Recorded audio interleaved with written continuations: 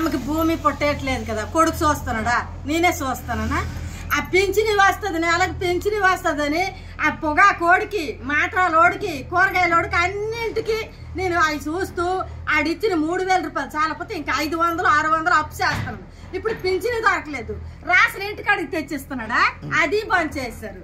ఇప్పుడు పింఛని రాలేదు, మరి ఇంకా నారా లోకేష్, చంద్రబాబు నాయుడు వాళ్ళు వచ్చిస్తారా? లేకపోతే ఇప్పుడు మా ముసలిదాన్ని పట్టుకొని కానీ ముష్టి అడుక్కోవాలరా? అన్న కొడుకులు యానా కొడుకు ఈ రకం చేస్తున్నాడు. దానికి ఏడు సచివాలయం చెప్పాడు చంద్రబాబు. సచివాలయంకి వెళ్ళడానికి ఇప్పుడు సచిన్ దానికి ఎనగెత్తుకొని వెళ్తాను నేనా వెళ్ళిపోతానా?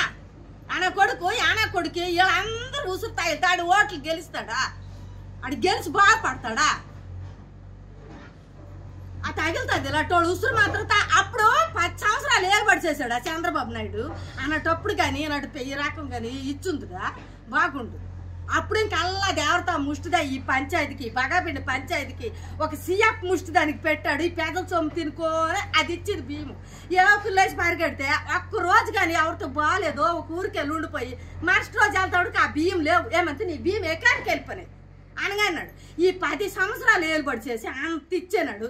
ఇప్పుడు ఏదో ఈ జగన్మోహన్ రెడ్డి వచ్చినాడు, ఇస్తున్నాడు ఇంటింటికి బియ్యము, పింఛని అని ఆశపడితే ఇది లేదు, అటు కూలికి వెళ్ళలేదు దానికి వదిలేసి ఆయన కింద సేవ చేస్తానంటే ఇప్పుడు అన్నింటికి కోసపడం, పొగాకు లేదని గొల్లు, మాత్రం లేవని గొల్లు, ఎక్కడి నుండి నేను తెచ్చిస్తానని వదిలేసి కూలికి వెళ్ళలేకపోతే నేను ఎక్కడికి వెళ్తాను రా? ఏం బాగుపడిపోతాడు రా ఓట్లేసి? ఆయన కొడుకు అని ఎడుకొస్తే మొఖాన్ని ఊసేస్తాను నేను.